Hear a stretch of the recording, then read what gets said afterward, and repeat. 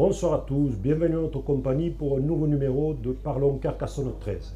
Un numéro aujourd'hui empreint d'une grande tristesse puisque la famille de Carcassonne 13 est en deuil.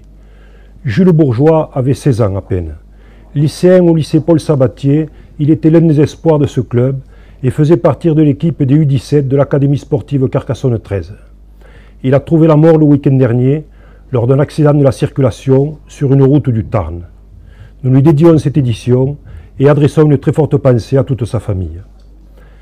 Même si cela ne sera pas facile en un tel moment, nous allons quand même essayer de passer en revue l'actualité du club. Et l'actualité, c'est la reprise officielle de la compétition, puisque ce dimanche, l'équipe élite et l'équipe U19 se déplacent en Avignon pour la première journée de la phase de classement. Pour évoquer cette première échéance, nous avons le plaisir d'accueillir sur ce plateau Fred Kamel, qui est l'entraîneur-manager de l'équipe élite, Francis Kamel, l'un des présidents, et Bastien Escamilla, l'un des l'emblématique capitaine, puisqu'il partage désormais cette fonction avec son cousin, mais l'emblématique c'est lui, puisqu'il a la durée pour lui. Et en seconde partie de cette émission, vous pourrez assister à la remise du trophée Bernard Roch à Carcassonne 13 par Roger Bouichou, l'un des historiques de Radio Marseillette, qui est présent dans ce studio avec son ami Denis Arcas. Cette distinction vient valider la belle saison de Carcassonne 13, la belle saison passée. Nous allons maintenant voir ce qu'il en sera de la saison prochaine. Bonsoir messieurs, tout d'abord, merci d'avoir répondu présent à notre invitation. Bonsoir. Bonsoir. Francis, à la veille de cette reprise, dans quel état d'esprit se trouve le président de Carcassonne 13? Le président va bien. Aujourd'hui, il est triste comme tout le monde, bien sûr, avec cet événement. C'est un garçon que j'avais vu en match amical contre Toulouse et qui, certainement, dans les années à venir, aurait fait le bonheur de notre équipe.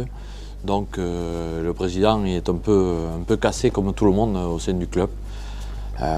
Comme vous le dites, il y a l'actualité, il y a autre chose et la vie continue et il y a des événements qui nous frappent régulièrement et je dois dire que cette année, personnellement, à titre personnel, nous sommes particulièrement touchés.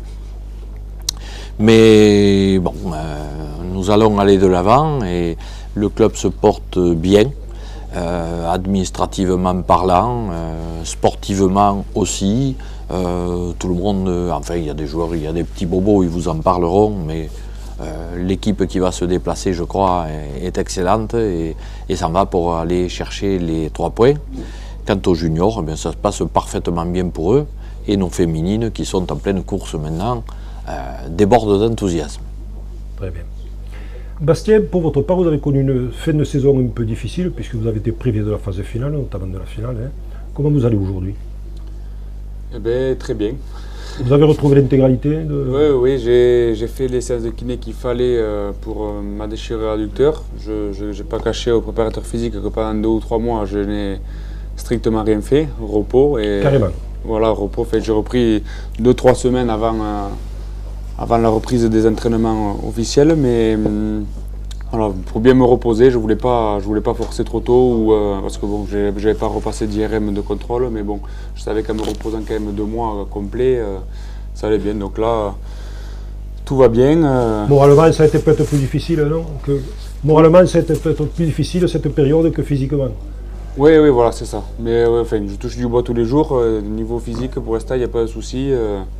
Quentin nous a envoyé, nous prépare de bonnes séances chaque semaine, donc tout le monde, je pense, est prêt et on verra ce week-end si c'est le cas. Pressé d'en découdre. Voilà. Oui, hâte. Fred, ça fait maintenant plusieurs semaines que vous travaillez avec Alan Walsh. Hein. Donc, est-ce que vous avez retrouvé le Alan que vous aviez laissé lorsque vous cohabitiez à l'entraînement au niveau de Villeneuve et Minervois? Ou est-ce que le garçon a changé? Est-ce que vous avez retrouvé cette même complicité? Oui, là-dessus, il n'y a aucun problème parce que c'est quelqu'un avec qui on discute beaucoup, on s'appelait quand même beaucoup, on est toujours resté en contact, c'est un ami.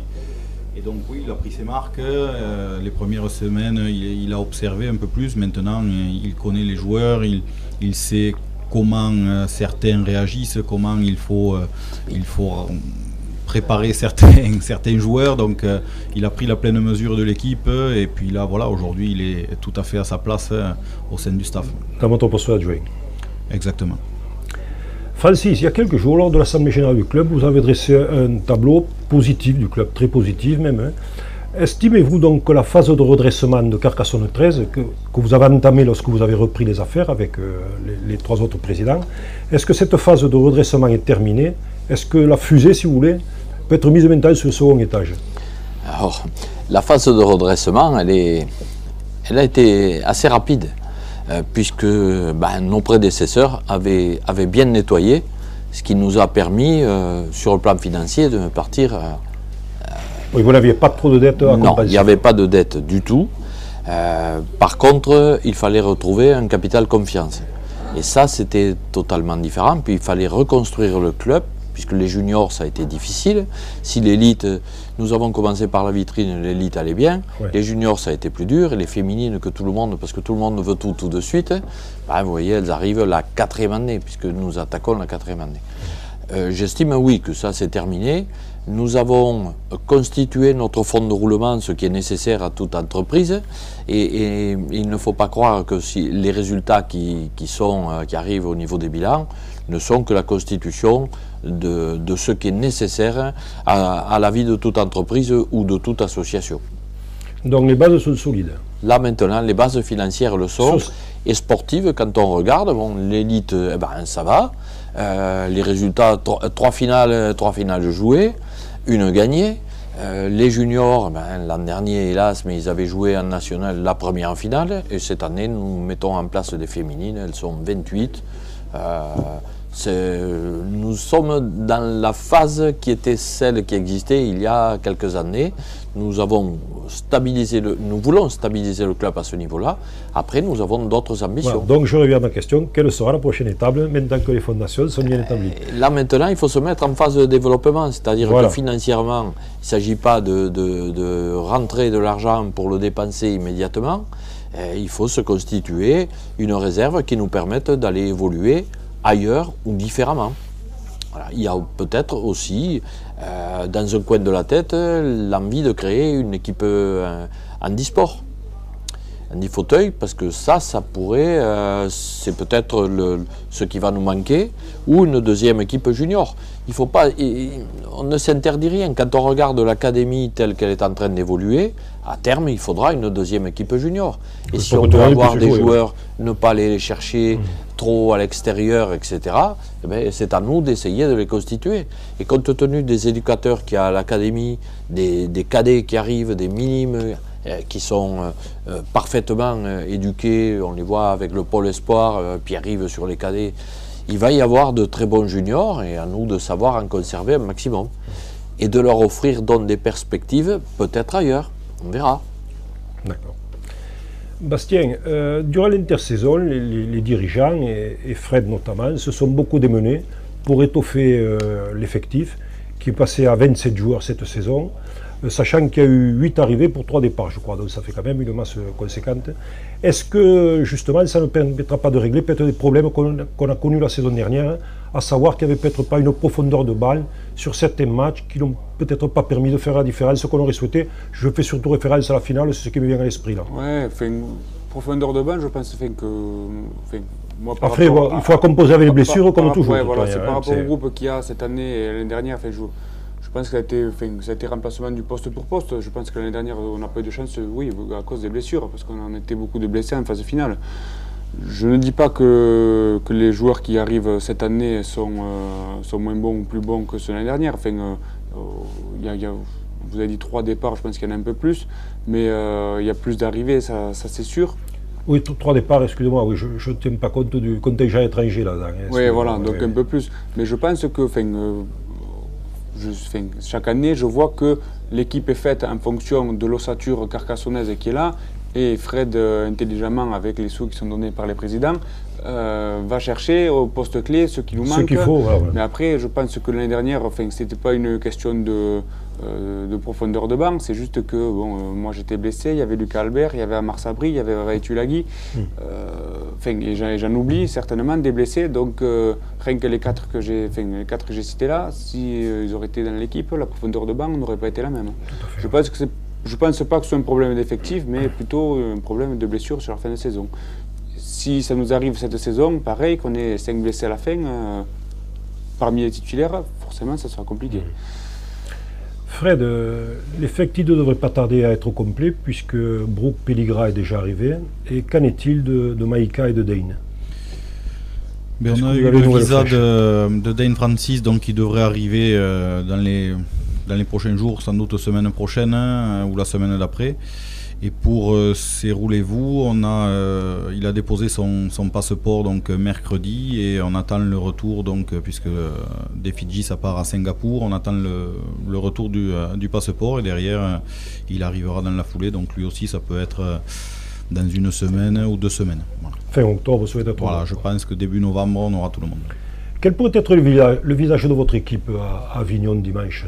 Est-ce que déjà vous pouvez nous donner quelques contours de ce que ça pourrait être? Oui, je pense que je peux vous dire qu'il y aura 17 joueurs avec un maillot noir, puisqu'on va jouer avec les maillots noirs. Ça, c'est fort possible et je pense qu'on nous autorise 13 joueurs pour débuter le match. Donc, on va démarrer avec 13, puisque 14 c'est interdit. Donc, je pense que c'est pas insister, je vais en tirer. On peut essayer, on peut continuer. Ne perdons pas de temps. Pas de souci. Bon, Francis. Oui. Vous nous avez dit que les finances du club étaient saines, puisqu'il y a un fonds de roulement assez conséquent. Je crois que beaucoup d'équipes peuvent vous envier ce fonds de roulement. Et malgré la crise sanitaire, il semble que vous n'avez pas perdu de partenaires, paradoxalement, alors que leur activité a été freinée. Et par contre, là où le club aurait un peu de retard, vous m'avez dit que c'était dans les cartes des cartes d'adhésion pour aller au match, des cartes d'abonnement. Oui. Alors, bon, au niveau des partenaires, en effet, il y en a certains qui, compte tenu des difficultés liées à la Covid, à la pandémie, ils ont réduit la voilure, ce qui est tout à fait normal. Reste partenaire, mais moindre. Par contre, Rémi Bertrand, Joël Berger travaillent très efficacement à en retrouver d'autres, ce qui a été le cas. Certains partenaires ont monté leur partenariat avec nous, ce qui nous permet aujourd'hui d'avoir, par rapport à l'an passé, à l'heure actuelle, nous sommes à plus 25% à peu près et nous espérons monter jusqu'à plus 40%. Ouais, compte tenu du contexte, c'est quand même un sacré tour de force. Compte tenu du contexte, ça représente tout le travail effectué par les gens derrière, ce qu'on ne voit pas, mais qui sont là pour ça. En contrepartie, au niveau des cartes, en effet, les abonnements, si les dirigeants, ça reste stable. Au niveau des cartes abonnements, pour le moment, je dirais que c'est un peu frais. Alors, est-ce que c'est le pass sanitaire qui freine les gens? On l'a vu l'an passé. Mais bon, est-ce que ce sont nos retransmissions en direct qu'ils regardent confortablement installés dans leur fauteuil? Alors, que faut-il faire? Les passer en différé, voire, je ne sais pas. Il faut espérer qu'une fois que la saison sera lancée, bon, si d'aventure ils avaient la bonne idée de ramener une victoire d'Avignon, voilà, bon, il faut penser que ça pourrait motiver un petit peu et lancer cette campagne. Les juniors vont être en ouverture, donc il y a 2 matchs. La qualité des matchs, on la connaît maintenant, le championnat est, depuis plusieurs saisons est en progression, en nette progression. Bon, je crois qu'on peut faire l'effort de venir une carte abonnement 60 €. 60 € pour voir 8 matchs. Bon. Bastien, je vais vous poser cette question sous le contrôle de Fred. Si votre poste de prédilection est celui de seconde ligne, il semblerait qu'il soit dans les tuyaux, que vous soyez de temps en temps appelé, même de plus en plus, au poste de pilier. Est-ce que c'est quelque chose qui vous gêne? Je pense au centre. Non, pas du tout. Non, pas du tout, parce que j'ai joué... Est-ce que là, pardon Fred, est-ce que ça c'est une vérité? C'est une possibilité. C'est une possibilité, oui. Pour dimanche. Pour dimanche, on verra. Non, ça ne me dérange pas, au contraire, poste seconde ligne est un poste clé, disons, en défense, donc qui est intéressant à jouer et dur, donc qui m'intéresse, autant en attaque qu'en défense, mais j'ai joué aussi pilier ou troisième ligne il y a quelques années et je me régale aussi. C'est un poste où c'est qu'on peut naviguer un peu dans le terrain, où c'est qu'on n'est pas cloisonné dans son couloir, disons, et où c'est qu'on peut aller chercher les ballons et plaquer un peu partout sur le terrain. Donc c'est un peu... Avec votre expérience, c'est pas mal. Voilà, c'est pas mal. Bon, et en plus, quand on joue pilier, on sait qu'on se vide pendant, disons, 20, 25 minutes, 30 minutes, et après on sort se reposer, tandis que seconde ligne, c'est quand même des postes comme centre, tout ça, où c'est que bon, c'est 80 minutes, normalement c'est 80 minutes, et il faut le faire. Voilà. Je suis plutôt jeune, donc il faut que Fred y pense. Non, je rigole. Mais oui, il n'y a pas de souci pour ça, et Fred le sait, s'il faut que je monte d'un cran, il n'y a aucun souci. Donc Fred, revenons à ce déplacement à Avignon. C'est un peu la bête noire de Carcassonne. Bon, surtout, vous nous disiez l'autre jour, quand on commence à les prendre en début de saison. Oui, parce qu'après, voilà, Avignon, c'est une équipe redoutable. On les a battus difficilement en demi-finale du championnat ici. Ce qui m'embête un peu plus, c'est que sur les 2 derniers matchs, on prend des cartons à chaque fois, donc des cartons rouges. Et donc j'espère que cette fois, on va réussir à finir à 13. Ça serait intéressant pour voir ce qu'on peut faire à 13 contre 13. Mais après, voilà, Renaud Guigues et son staff font du super travail. Il y a des joueurs vraiment très intéressants du côté d'Avignon. Beaucoup de jeunes. Beaucoup de jeunes, mais encadrés par des Olivier Arnaud, des Clément Durandal, des garçons comme ils n'ont ça, perdu personne. Gantz.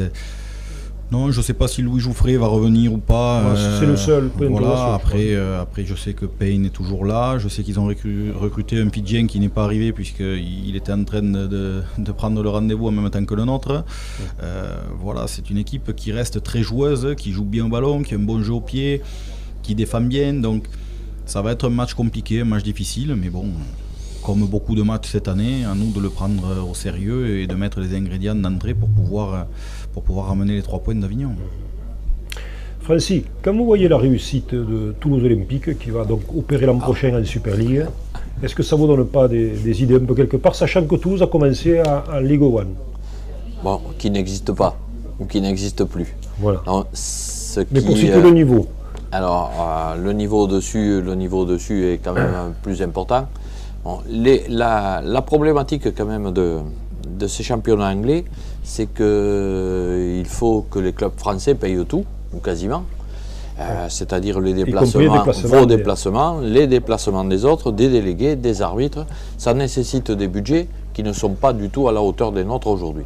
Alors, bien sûr que on le regarde, hein, on va voir comment ça va évoluer au niveau de cette Ligue 1, mais il y a d'autres possibilités. Je sais que la fédération planche sur un championnat d'Europe à la fin de celui-ci. Pourquoi ne pas intégrer à notre championnat de France 2 ou 3 équipes ou 4 étrangères, espagnoles, serbes ou irlandaises, puisqu'ils sont à la recherche de ça, et étoffer le nôtre, je ne sais pas. Il y a des tas d'idées, mais oui. Est-ce qu'il y a déjà une réflexion collective là-dessus, avec d'autres clubs, avec la fédération, puisque vous l'évoquez? Non, nous n'avons pas échangé avec eux. J'ai échangé avec 2 personnes de la fédération, oui, à ce niveau-là. Et puis, nous verrons. Après, j'ai beaucoup discuté avec Cédric Garcia à Toulouse Olympique, dont nous connaissons les besoins pour essayer d'avancer. Et pourquoi pas? Il n'y a pas de calendrier fixé quand même. Pour les stages, c'est vraiment non, une envie. C'est une envie. Il y a l'envie. Il faut faire quelque chose. On ne peut pas rester comme ça. Ça, c'est pas possible. Ça, c'est sûr. On ne peut pas rester avec un championnat à 9 clubs. Il faut essayer de trouver autre chose et de voir différemment. Alors, sous 2 ans, 3 ans, plus vite, pourquoi pas, mais c'est une histoire de finances. Bien sûr que si nous avions 2 millions ou 2,5 millions de budget, on partirait en championship. C'était le budget de Toulouse doit être à 3 à peu près à l'heure actuelle. Et ils sont vainqueurs de la championship. Donc on sait qu'avec 1,5, ils y tenaient ce rôle. Nous voyons l'écart qui nous manque. C'est vrai que 3 clubs audois se réuniraient. Ça serait facile pour aller en championship et être au-dessus.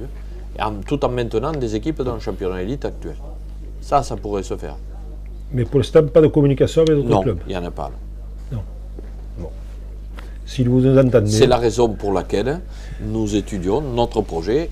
C'est le nôtre. Et nous avançons et puis on verra bien. Et s'il y a des gens qui veulent prendre le train et y monter dedans, ben, ça sera avec grand plaisir que nous les verrons arriver.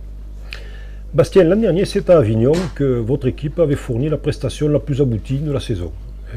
Unanimement, c'était une des meilleures prestations, si ce n'est vraiment la meilleure. Est-ce que vous ne trouvez pas que peut-être la confrontation du dimanche arrivera un peu tôt dans la saison, puisque peut-être les 2 équipes ne seront pas encore au potentiel maximum de ce qu'elles pourront développer? Oui, c'est sûr, mais... Est-ce que c'est pas un peu dommage peut-être? C'est dommage, mais il faut bien commencer. Alors, par quelle équipe commencer? Je pense qu'on est 9, et les 9, comme l'a dit Francis et Fred, il ne va pas y avoir de petite équipe. Donc, il faut commencer par une. Le calendrier nous a donné Avignon. Je crois que ça fait quelques années qu'on commence par Avignon. Enfin, l'année dernière, non, mais d'habitude, on commence par Avignon. On va dire que pour nous, c'est pas plus mal. On fait le plus gros déplacement. Et on est tranquille. On est tranquille. Non, mais bon... Avignon ou un autre, franchement, oui, toutes les équipes sont bien restructurées, on ont des bons joueurs, ont quelques étrangers, donc bon, y a pas une phase il faut commencer. Donc, il n'y a pas eu de rencontre officielle pour se préparer. C'est sûr, oui, on n'a pas eu de matchs amicaux. Pas de matchs amicaux, mais heureusement que cette année, il y a les juniors, on arrive à faire de bonnes positions contre les juniors. Donc c'est sûr qu'au niveau du rythme, on va peut-être être un peu dedans, être un peu surpris comme une reprise, quoi, mais comme tout le monde. Je ne sais pas si Avignon a fait des matchs amicaux, je ne sais pas. Donc voilà, à nous d'être prêts et de faire le maximum. Si on fait le maximum, il ne devrait pas avoir de soucis. Fred, à vous, qu'est-ce que ça vous inspire, le parcours de Toulouse? Il semblerait que certains clubs anglais soient réticents à la présence de deux clubs français. D'abord pour la raison qu'a évoquée tout à l'heure votre papa, en ce sens que ça leur fera un déplacement de plus en France et ça va les contrarier, certains clubs anglais. Et puis ils prennent pour prétexte également que lors de la finale jouée par les Dragons, le stade n'était pas plein parce que le public n'avait pas suivi. Parce que, voilà. Oui, non, est-ce que ce sont des arguments que l'on peut entendre oui, est-ce que vous comprenez ces réticences éventuellement? Oui, je les comprends. C'est souvent les perdants qui réagissent comme ça. C'est logique. Après, c'est très bien de critiquer. Moi, ce que je regarde, c'est le travail. Et c'est ce qui compte. Et quand je regarde le travail accompli par les dirigeants et par le staff de Toulouse, sachant le staff qui est réduit, mais d'extrême qualité. Sylvain fait un travail remarquable, Adam Inès travaille sans faille aussi. Enfin, c'est des bosseurs, ils pratiquent un jeu qui est très agréable à regarder, efficace. Voilà, les joueurs qui composent cette équipe sont là depuis un long moment aussi. Les étrangers sont choisis chaque fois avec soin. C'est toujours un apport de 1, 2, 3 joueurs. C'est chirurgical. Voilà, exactement. Et là où ils en sont aujourd'hui, ils n'ont rien volé. Ils n'ont rien volé, au contraire. Et donc on peut les féliciter là-dessus. Et si certains Anglais ne sont pas contents, tant pis pour eux. Par contre, qu'ils se préparent, parce que je pense que les Toulousains vont venir pour gagner des points là-bas. Et puis quand eux vont venir en France, dans un stade comme ça, je veux dire, ça peut être que du bénéfice pour le rugby à 13 français. Mais pour les Français, ça fera double derby en plus. Ah, oui. Exactement, il y a les derbies. Et puis bon, voilà, aujourd'hui, si vous pouvez aller voir les Dragons un week-end, aller voir le Toulouse Olympique et Carcassonne derrière, et voilà. Vous imaginez, avec Carcassonne au milieu en plus. Exactement, c'est parfait, je veux dire. Regardez.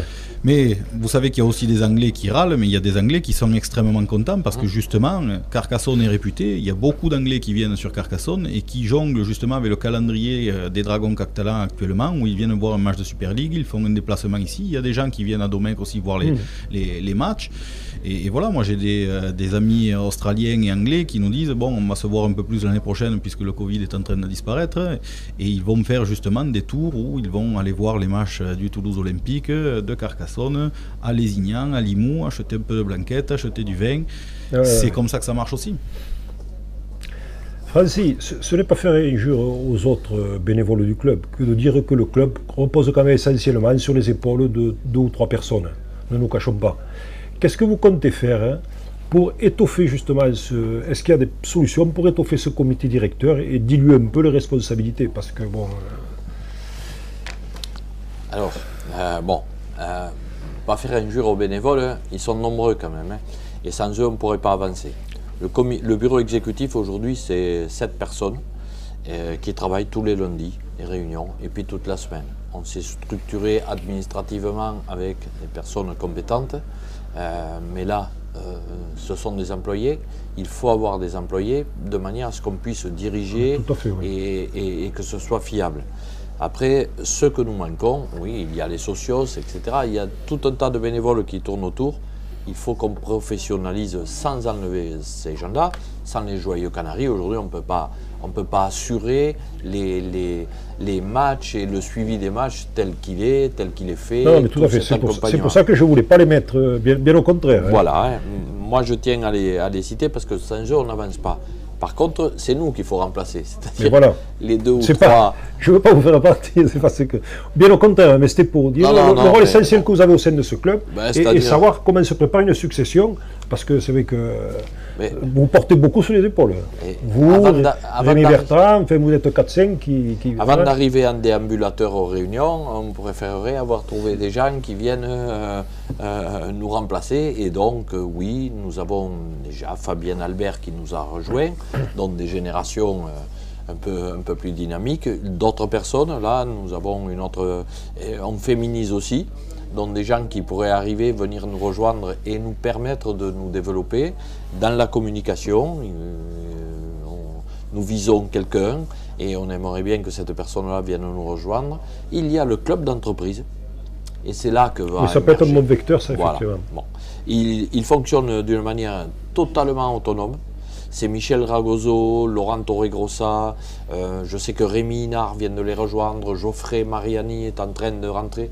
Donc Geoffrey, moi je l'ai connu puisque j'ai travaillé avec lui à la Société Générale et c'était un directeur d'agence, il a monté sa propre entreprise aujourd'hui ici, il a 40 ans. Bon, c'est là, l'avenir du club, il est là, il est avec ces personnes-là. Excusez-moi de vous couper, mais Rémi Hinard, quand on avait fait l'émission chez lui l'an dernier, il avait laissé entendre effectivement que c'est le genre d'aventure qui lui plairait, que ça intéresserait. Ben voilà, donc il est parti dans le club d'entreprise et puis peut-être qu'ils vont venir tout doucement nous pousser. Et on se laissera pousser, on se laissera pousser, on ira s'asseoir sur les bancs pour les regarder et venir au match parce que aujourd'hui on me dit tu vas pas à tous les matchs. Ben non, si je veux prendre de la hauteur, je vais pas à tous les matchs. Je veux pas réagir sur une balle tombée ou etc.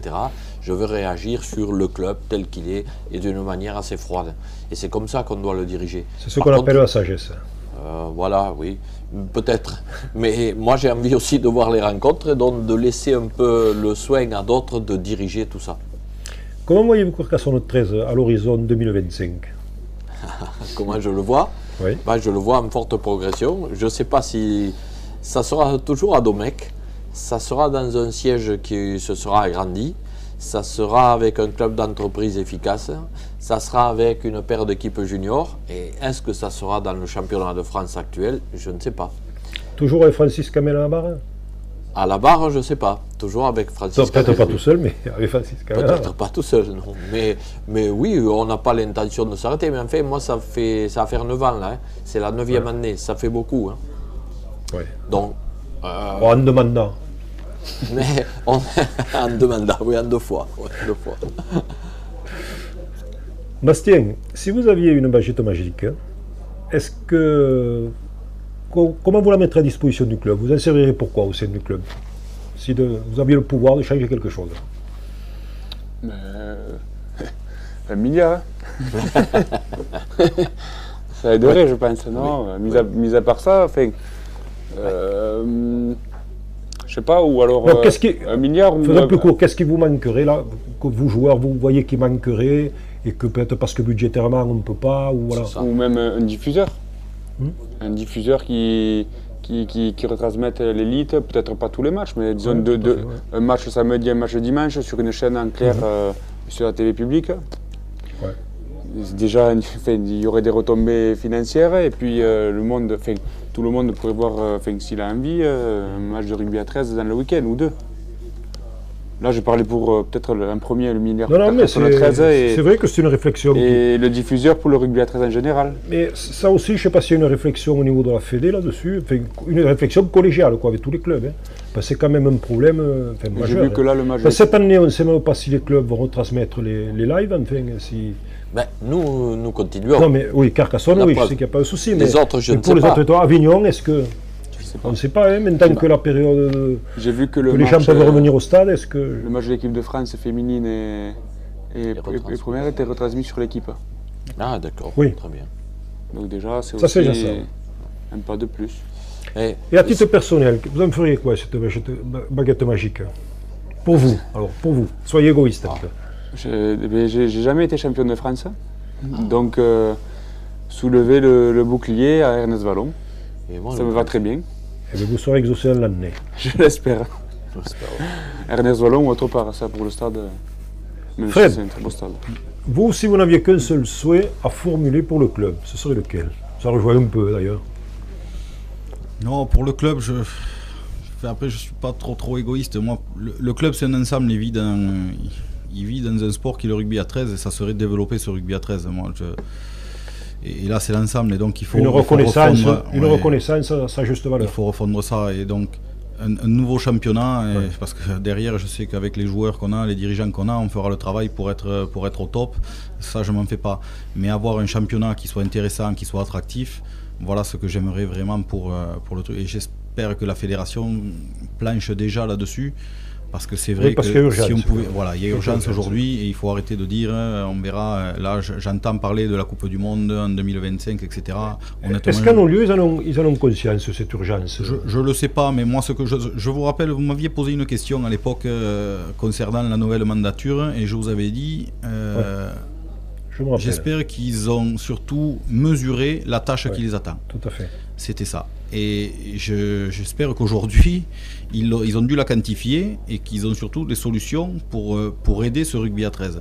Parce que j'entends parler de la Coupe du Monde de 2025, c'est très bien, il la faudrait, mais qu'est-ce qu'il y a en 2023, qu'est-ce qu'il y a en 2024, quel championnat on va jouer? Est-ce qu'on sera à 8 clubs, à 7 clubs, ou est-ce qu'enfin on va peut-être se tourner avec des équipes serbes comme l'Étoile Rouge de Belgrade, qui aujourd'hui est une marque?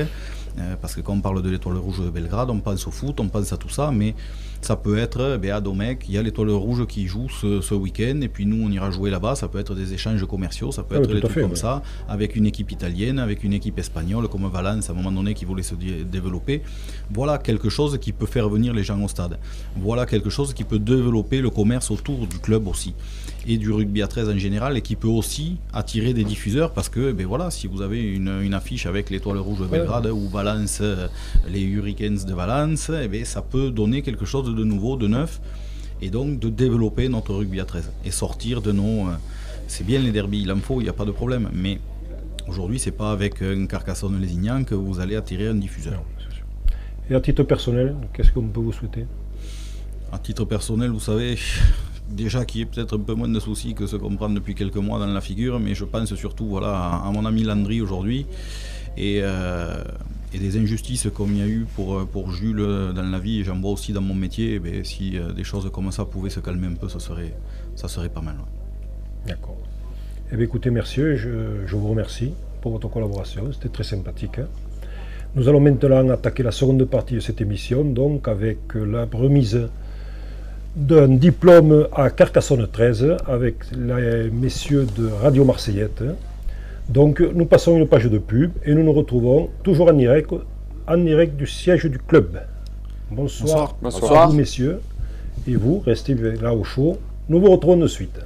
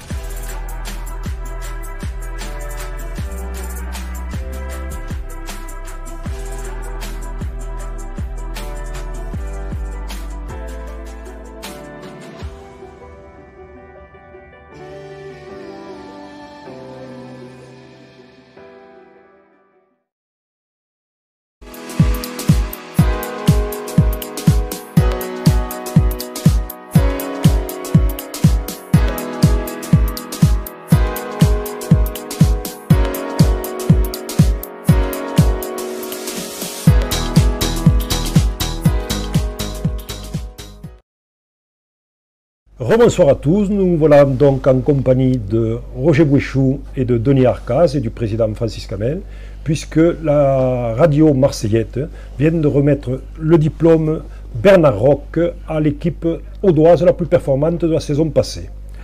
Bonsoir messieurs donc. Bonsoir. Bonsoir. Alors tout d'abord, trophée Bernard Roch, ça représente quoi pour vous? Le trophée Bernard Roch, ça a été décidé un an après son décès. Et pour nous, évidemment, ça représentait énormément à la radio, parce que Bernard Roch était un pilier de nos retransmissions. Et là, c'est donné sur... On prend les résultats des 3 clubs paudois sur le championnat en phase aller-retour. Et le meilleur classé remporte le Master Benarroch. Est-ce que ce trophée a déjà été remporté par Carcassonne, Denis? Oui. Ah, pardon, Denis. Oui, non, mais... oui, il y a 2 saisons, puisque en fait, c'est la 5e édition. Donc la première, ça s'est trouvé comme ça.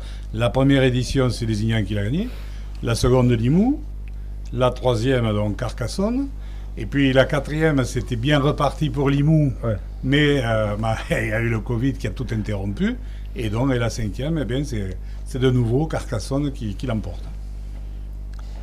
Alors, justement, ce trophée, c'est dans quel cadre? C'est dans le cadre Radio Marseillette ou Aude 13 Productions? Quelle est la différence entre les deux, pour comprendre? C'est Aude 13 Productions. J'explique vite fait. À l'époque, Radio Marseillette ne pouvait plus financer le Rivière 13 et ils arrêtaient. Je leur ai dit, bon, on va prendre en main. On a créé cette association, Aude 13 Productions, qui leur amène, si vous voulez, tout sur un plateau, c'est-à-dire les transmissions, tout, ils n'ont qu'un frais à payer. Et c'est nous qui avons mis en place, c'est Aude 13 Productions, qui a mis en place le trophée, le Master Benarroch et le Master également Robert Rocalve. D'accord. Oui, il faut qu'on dise un mot sur ce deuxième Master, hein, puisque c'est notre ami Bernard Roch d'un côté, et puis Robert Rocalve qui malheureusement sont partis trop tôt, et dont on a créé par la suite, après la disparition de Robert, le Master Robert Rocalve, pour des clubs qui jouent en division. Là, cette année, ça va être sur les clubs de fédéral. Parce qu'il faut quand même qu'il y ait un certain nombre de clubs audois. Une année, on l'a fait au niveau de l'élite 2, puisqu'il y avait 3 clubs audois. Il y avait le Var, Villeneuve-Minervois et Ferrals, et donc c'était le Varl qui l'avait emporté. Bon, après, il y a eu la rupture avec le Covid, et là, cette année, bien, on repart avec les clubs de fédéral, et donc on tient beaucoup aussi à ce Master de Robert Rocalve. Est-ce que je peux poser une question? Oui. Est-ce que si on l'obtient pour la 3e fois consécutive ou pas, est-ce qu'on peut le conserver définitivement? Parce qu'il est acquis. Je vais vous répondre, les troquets sont acquis chaque fois. Il va rester la propriété de Carcassonne 13. Et le premier, je ne sais pas si vous l'avez mis à la poubelle ou pas. Non, on a déménagé un peu. Il est là-haut. Est-ce que je ne sais pas si vous l'avez fondu ou quoi? Non. Il est là-haut, oui. Il est là. Voilà, il est là. Voilà. Et bien voilà, il va y en avoir un second. Voilà. Donc, bon, peut-être, pourquoi pas la saison prochaine, un 3e?